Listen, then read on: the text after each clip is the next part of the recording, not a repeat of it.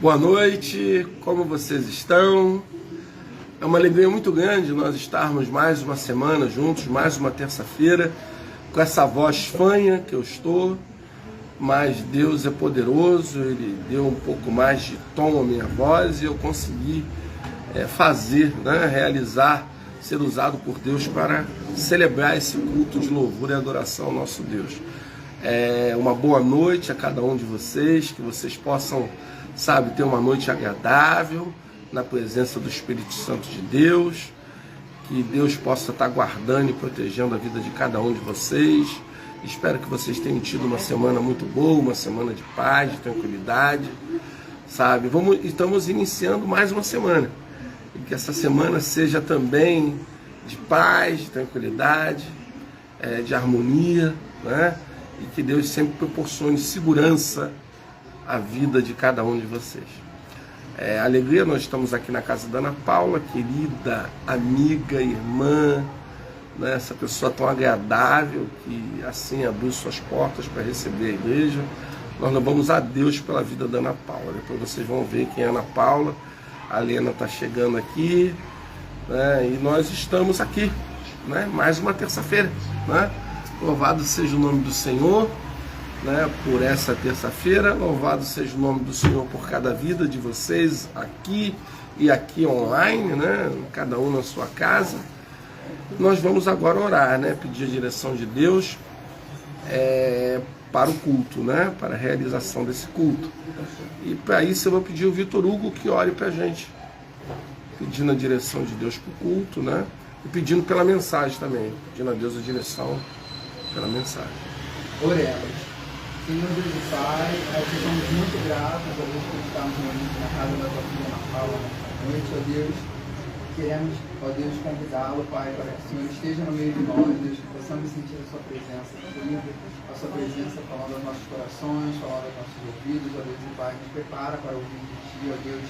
Capacite o pastor Alexandre, ó Deus, para que transmita a sua mensagem para nós nessa noite, ó Deus. Em nome de Jesus, amém. Amém. Uma oração rápida e objetiva. Isso é muito bom. Queridos, hoje nós vamos meditar, o pastor, ele não vai poder usar aquela pujança dele, aquela coisa rápida, porque a voz não vai dar isso e o corpo também não está dando respostas para isso. Mas nós vamos tentar ser o melhor possível nesse sentido, desde que o Espírito Santo, o Espírito Santo de Deus me use para isso. Então nós vamos meditar, o título que eu coloquei na mensagem, Rosana, você vai ficar sentadinha aí, O ser humano não entende o verdadeiro significado da vida. Vou repetir, é interessante esse tema, O ser humano não entende o verdadeiro significado da vida. Essa é a pura verdade. Nós não entendemos, não sabemos qual é o verdadeiro significado da vida. Por que Deus nos trouxe aqui? E a gente vai tentar, com a direção do Espírito Santo de Deus, tentar falar um pouco sobre isso. Em Eclesiastes, eu vou trabalhar todo o capítulo 7 de Eclesiastes, A mensagem está toda focada nesse livro, que é o livro escrito pelo rei Salomão, que Eclesiastes é 7, capítulo 7. Eu mexi aqui, aí a coisa desandou. Vamos lá, isso aí. Eclesiastes 7, eu vou ler o versículo 1, mas é todo o capítulo, O melhor é uma boa fama do que o melhor unguento. O dia da morte que o dia do nascimento de alguém. Salomão aqui, ele mostra que tem determinadas escolhas que nós precisamos fazer na vida, E ele deixa muito claro que como Jesus diz, é melhor você ir a um funeral, estar no funeral, do que estar numa festividade, E aqui Salomão já traz essa questão, Que, Luci, como você está, querida? O pastor, seu amigo, não tem sido assim extremamente negligente para contigo. Eu não tenho feito contato com você, minha querida, mas eu saiba que eu te amo e tenho orado por você. A minha vida está um pouquinho difícil, mas eu vou com certeza retornar o contato contigo. Eu te amo muito, tá? Jesus te abençoe. Então, uma outra família, é a Julita, não sei se é a Julita e o Paulo, mas parece a Julita. Jesus abençoe, uma boa noite, queridas. Então, no capítulo 7, como todo livro de Eclesiastes, no Antigo Testamento, tradicionalmente atribuído ao rei Salomão, né? Quem escreveu o livro, né? Neste capítulo, o autor reflete sobre o valor da sabedoria e as limitações da existência humana e a importância da perspectiva equilibrada. Esse é o problema, né? É essa palavrinha difícil de se viver, equilíbrio, né? Nós não temos isso, né? Na verdade, isso é uma coisa que em alguns momentos nós conseguimos facear isso daí, mas não é uma coisa que nós temos assim toda hora, né? E que a gente precisa aprender a ter esse equilíbrio, pelo menos equilíbrio nas coisas essenciais, naquilo que é necessário ter um equilíbrio, assim de forma latente, né? O capítulo começa com o autor enfatizando o valor da sabedoria e a importância de procurá-la. O autor sugere que a sabedoria é melhor do que a tolice, do que uma pessoa sábia será capaz de enfrentar os desafios da vida com mais sucesso do que uma pessoa tola. Então ele fala aqui sobre essa questão, que eu vou até explicar essa palavra tola, né? Vamos explicar a etimologia. Boa noite, Carlos Alberto, Deus abençoe. Orações pela Yolanda, né? Ela está com pneumonia, né? Está com conjuntivite e por mim pneumonia. Então vamos orar pelo Carlos e pela Yolanda, né? E por mim estou com pneumonia. O Carlos está com pneumonia. Vamos orar por ele, né? Vamos explicar essa palavra tão usada nesse capítulo. O capítulo todo, essa palavra tolo vai aparecer, né? Uma pessoa tola, ela é uma pessoa tonta, né? E simplória, ingênua, diz, ou pratica tolices, ou aquele que não tem inteligência ou juízo, né? Então Salomão está chamando toda pessoa que não tem equilíbrio de pessoa simplória, ingênua, e aquele que não tem inteligência ou juízo, que não tem juízo. Então a gente tem que parar e pensar nisso tudo que Salomão, nesses 20 e poucos capítulos de Eclesiastes 7, e pensar sobre isso daí, a nossa vida. Não é? Eu acho que esse capítulo tem que ser lido, porque é um cerne para a nossa vida. Não é? Os evangelhos de Jesus Cristo é completa sabedoria para a nossa vida, para que a gente possa viver e saber realmente o significado da nossa vida, o porquê estamos aqui. Mas já Salomão aqui dá princípios maravilhosos sobre o que é viver uma vida digna, uma vida na presença de Deus. E em seguida o autor reflete sobre essas limitações, a existência humana, a inevitabilidade do sofrimento e da morte. O autor observa que ninguém está sem pecado e que todos, aí o apóstolo Paulo fala isso claramente, né? Todos acabarão por morrer. O autor sugere que é melhor reconhecer essas limitações e viver com humildade, gratidão, ao invés de lutar constantemente por mais e se decepcionar. Não é o que fazemos, não é o que a maioria faz. Você está com um bocado na tua mão e você corre atrás de mais, mas você já tem o suficiente na sua mão, mas você vai atrás de mais. E quando você vai atrás desse mais, você se decepciona e você se machuca muito. Então a gente tem que se contentar com aquilo que a gente tem. Isso não é comodismo, isso não é pessoa acomodar, não. Isso é sabedoria, irmãos. Porque eu já tenho. Para que eu tenho que lutar por mais, entendeu? Eu tenho que viver a vida que Deus me deu. E que se eu for lutar por mais, eu não vou viver essa vida. eu não vou ser uma pessoa saudável, eu não vou ser uma pessoa agradável com as outras pessoas, eu não vou ter comunhão com as outras pessoas, porque eu sempre quero mais. Sabe, eu ouço as pessoas dizer, lógico, ganhar um salário mínimo é uma coisa muito difícil, mas se você souber orar a Deus e souber usar, como eu vejo vários aposentados, né, que ganham um salário mínimo, a gente vê que essas pessoas buscam a Deus, a direção de Deus, são fiéis a Deus e elas vivem com salário mínimo. É muito difícil, né? Mas ela consegue viver com isso. É melhor um pouco com Deus do que você buscar mais sem a direção de Deus. Porque é exatamente isso, né? É melhor pingar do que secar. Em seguida, o autor reflete sobre a limitação, isso que eu já falei.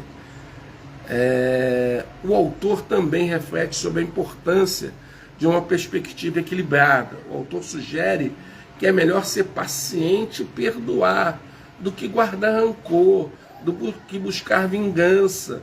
É melhor ouvir as críticas construtivas do que ficar na defensiva ou orgulhoso ou orgulhosa.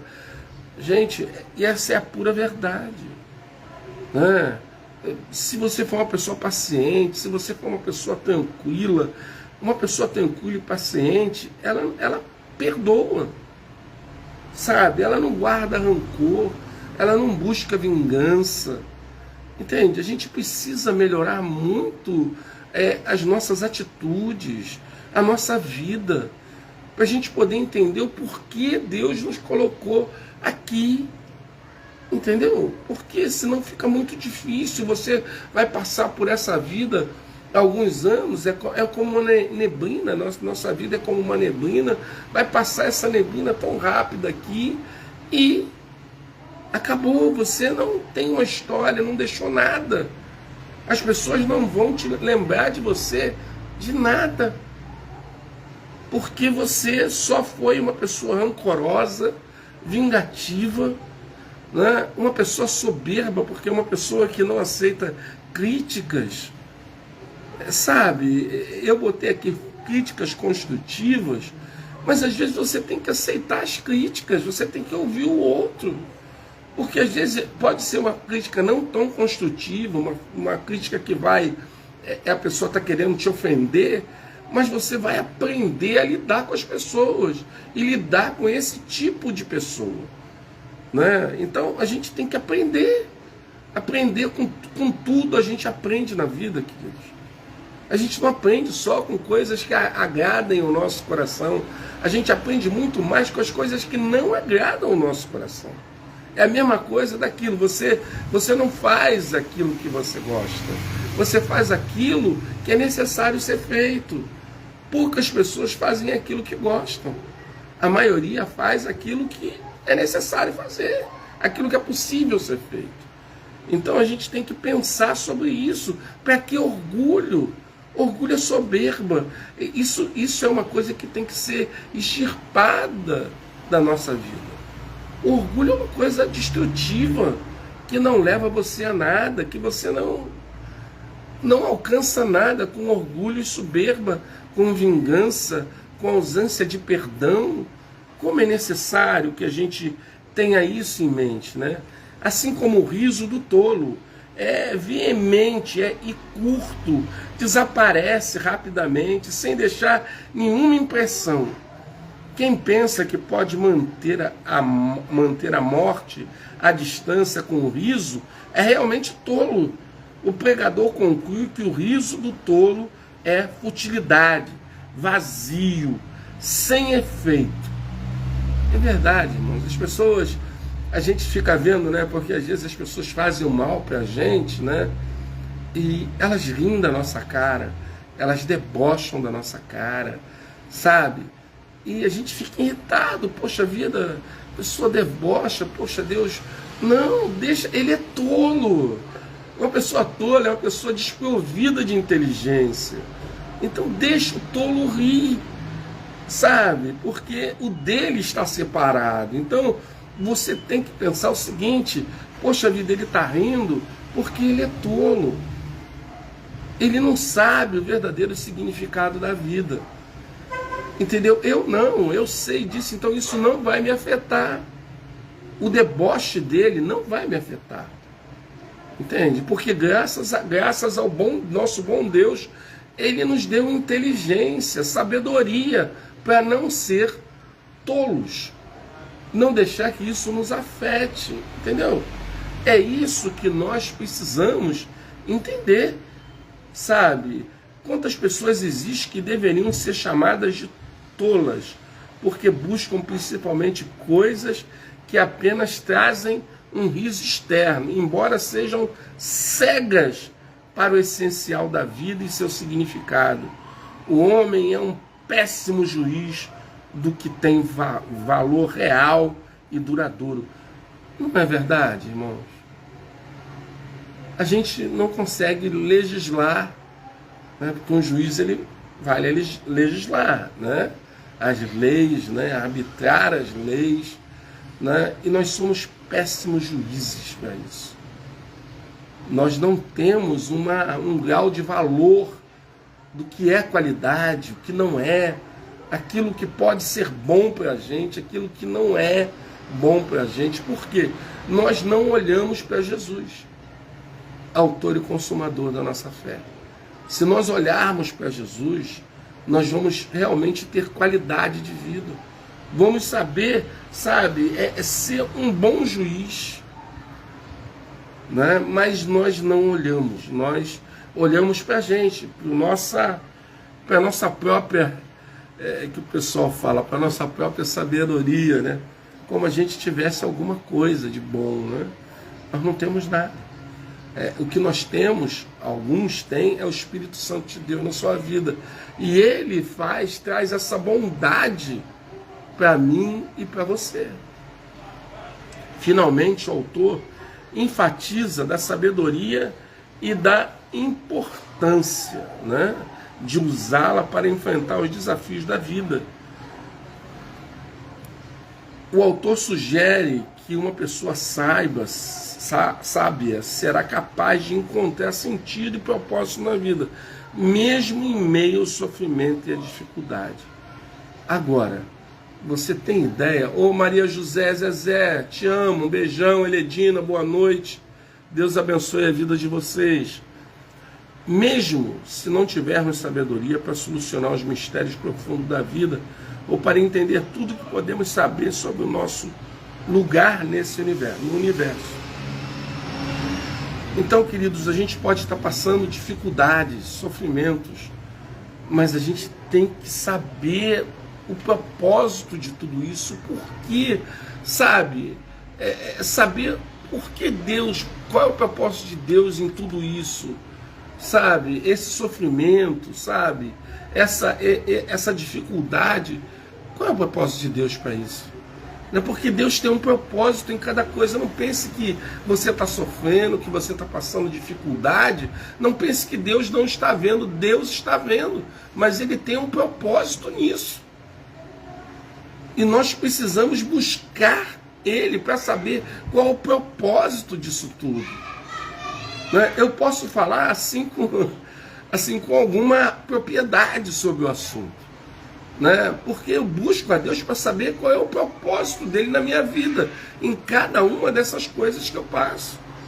E Deus tem me mostrado o propósito, o porquê. Então você sabe o porquê está aqui. Você vai aprender a viver uma vida. Eu estou aprendendo, queridos, é um aprendizado diariamente, 63 anos, mas eu estou aprendendo a viver uma vida com qualidade. Porque eu tenho buscado ao Senhor para saber dele a direção, qual é o propósito dele em tudo isso que eu estou passando. Esse álcool não está fácil, hein, Rosana? Não há homem entre 1000 que tenha essas respostas. Nem precisamos falar a linguagem interestelar. É uma palavra difícil, interestelar, eu usar esse termo aqui, mas eu vou explicar a vocês, eu sempre explico. A palavra quer dizer localizado entre as estrelas, ou o que acontece entre elas, A origem da palavra vem do francês e inglês. Para pedir ajuda. Então, a gente não precisa pedir ajuda às estrelas, ajuda ao universo para entender tudo isso. A gente precisa buscar ajuda, pedir ajuda a Deus. É eles que vai nos dar. Não precisa eu buscar essa ajuda para pedir ajuda. Eu não preciso da questão interteslar para poder pedir ajuda. Eu não preciso disso. Nós não somos uma espécie de adolescente em busca da nossa identidade. Nós somos uma raça caída que precisa de salvação. Não somos adolescentes, queridos. Nós já passamos dessa fase. Nenhum de nós aqui é adolescente. A Vitória já passou também dessa fase. A Vitória já é uma jovem. Nenhum de nós aqui somos adolescentes. Nós somos, sim, a raça humana caída que precisa de salvação. E como a gente busca isso, gente? Como a gente conquista a salvação? Essa é a grande pergunta que não quer calar, né? A gente tem pessoas que esquecem que a vida tem um fim. Eu sempre falo, olha, não pense na volta de Jesus só, né? Pense que você pode ir antes dele voltar. A probabilidade de eu e você irmos antes dele voltar é muito grande. Então, como vai ser quando você partir dessa vida aqui, essa vida terminar, né? Você já parou para pensar como você vai estar, aonde você vai estar e com quem você vai estar? Sabe? Isso daí é uma coisa que a gente precisa pensar, né? Com quem você vai estar? Eu tenho consciência com quem eu vou estar na eternidade. Porque todos os dois lá, todas as duas vertentes são eternas. Mas eu sei com quem eu vou passar a minha eternidade. Devemos pelo menos ser sábios o bastante para reconhecer o pecado mortal em nosso coração e pedir a Jesus para ser o nosso Senhor e Salvador. Porque só Ele pode trazer salvação para a nossa vida. Ele, entre todos que viveram e viverão a partir de hoje, até a consumação dos séculos, é o único justo, irmão. Não tem mais ninguém justo. Só Ele é justo. Nenhum de nós aqui é justo, né? Buscamos essa qualidade, mas ela não está em nós, infelizmente. Nós não somos justos porque nós mentimos, nós desejamos algumas coisas que não são nossas, nós nos iramos, temos raiva às vezes, tem alguns que têm inveja, e aí vai, né? Então uma pessoa que tem isso, né, essa falha, né, ela não pode ser justa, ela não é justa, né? E Eclesiastes 7 apresenta uma meditação sobre o valor da sabedoria, as limitações da existência humana, a importância de uma perspectiva equilibrada. O capítulo enfatiza, esse capítulo 7 enfatiza a importância de buscar a sabedoria e reconhecer as suas próprias limitações e viver com humildade e gratidão. Irmãos, como é difícil você ser humilde, porque ela não é uma palavra relativa, não é uma palavra que você pode ser assim, mais ou menos. A pessoa é mais ou menos humilde, a pessoa é quase que totalmente humilde. Não, ou você é, ou você não é. É uma palavra absoluta. Humildade é uma palavra absoluta, ela não tem relatividade, né? Ela é absoluta. Então, a gente tem que buscar essa palavra absoluta, viver a humildade e ser grato.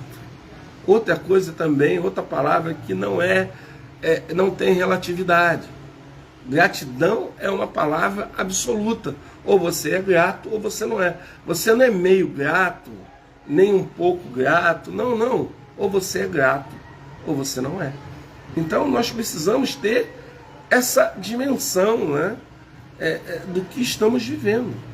Né? Não podemos assumir, né, o significado da palavra tolo. Será que a gente quer assumir para a nossa vida o significado da palavra tolo? Uma pessoa sem sabedoria, uma pessoa ingênua, uma pessoa totalmente desprovida de tudo que há de bom, né? Será que nós queremos seguir esse tipo de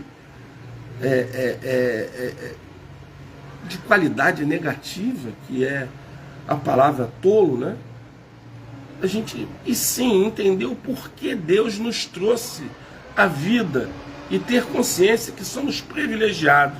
É isso que a gente precisa parar e pensar. Nós somos privilegiados.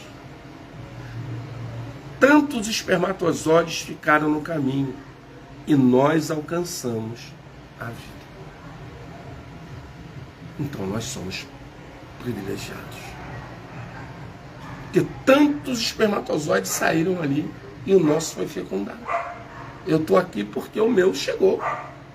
Você está aí porque o seu chegou ao óvulo da sua mamãe. Entendeu? Então nós somos o quê? Privilegiados.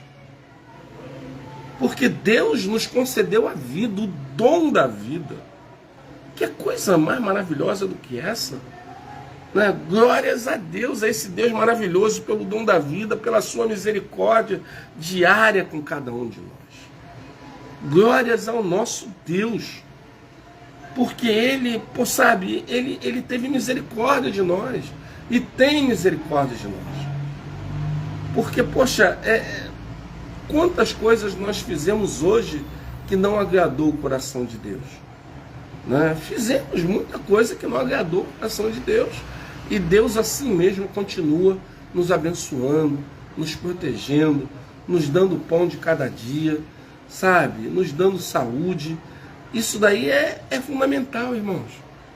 Sabe? Nem todos têm uma saúde plena, mas isso também não é tão importante assim. O importante é que você esteja vivo, que você tenha discernimento, tenha equilíbrio. Isso é que é importante. Entendeu?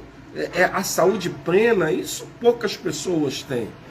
Eu diria que talvez nem todos têm, porque às vezes a gente olha para a pessoa e acha que a pessoa é saudável, né?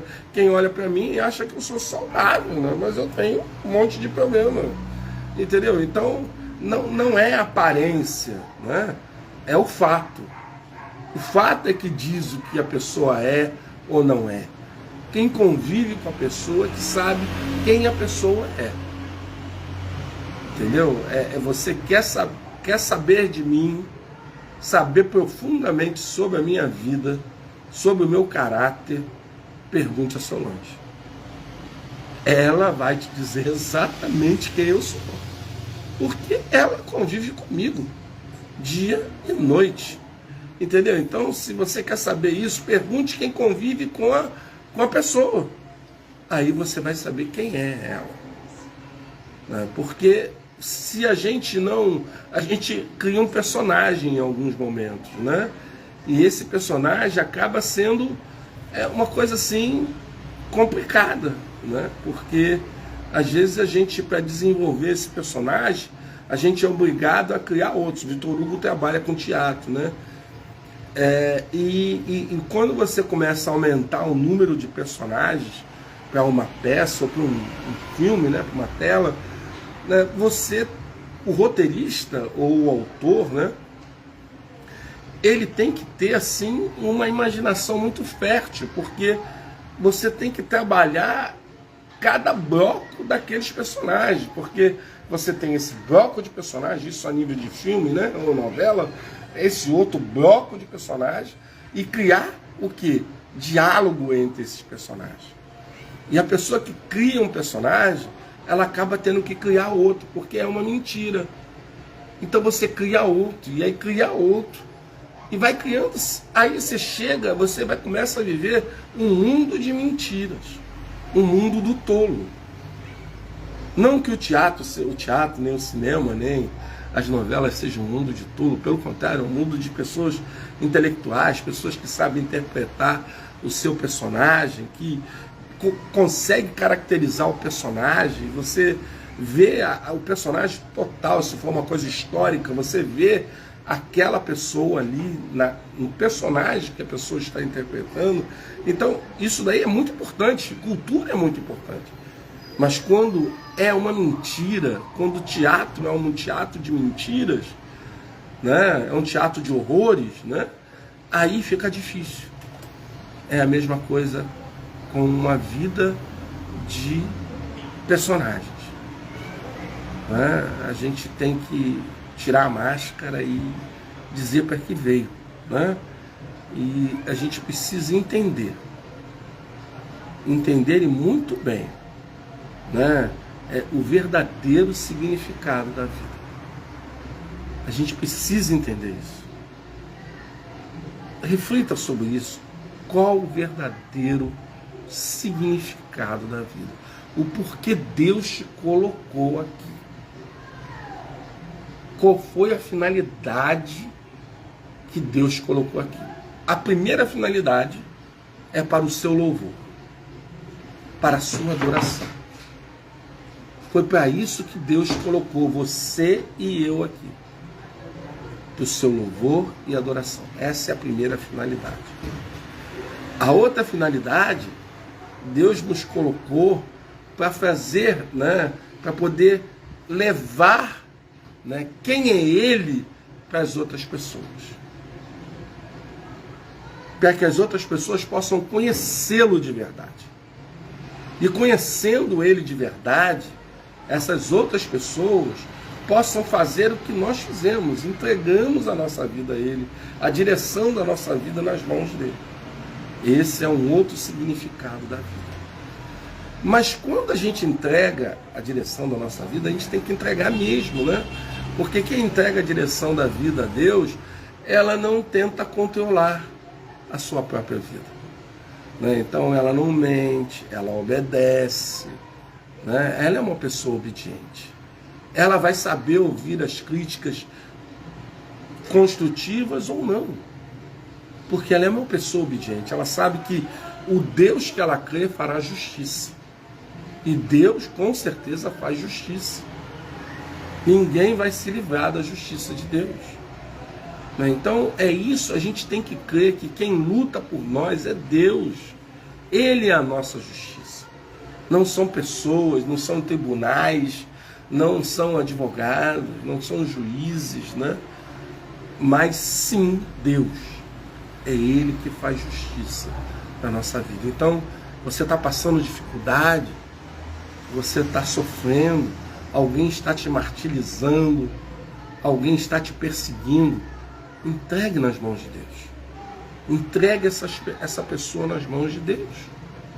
Não com ódio, não com raiva, mas entregue para que Deus faça justiça e ore por ela, né? Mas Deus fará justiça em tudo que essa pessoa está fazendo contra a sua vida. Então, mas não é você que tem que fazer, não é você que tem que guardar rancor no seu coração.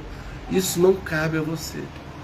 Se Deus tem o controle da sua vida, você vai obedecer. É isso que precisamos fazer. Que Deus abençoe a vida de vocês. Espero que vocês tenham entendido, né, o verdadeiro significado da vida. Que vocês possam ter essa ideia ampla e total e possam viver uma vida digna com Deus. Porque uma vida digna, ela só é digna porque Deus está nela.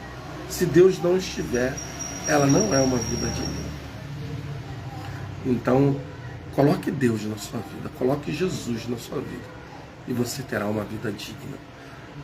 Não é uma vida fácil, mas é uma vida vitoriosa. Nós somos mais do que vencedores em Cristo Jesus. Que Deus abençoe a vida de vocês, que vocês sejam ricos e poderosamente abençoados. Nós vamos partir agora para o nosso período de oração, né? Mas antes disso, eu vou pedir que alguém espontaneamente ore, peça a Deus que a gente possa ter a clara evidência do significado da nossa vida e entregando o controle da nossa vida às mãos de Deus. Que alguém possa fazer essa oração e ore também.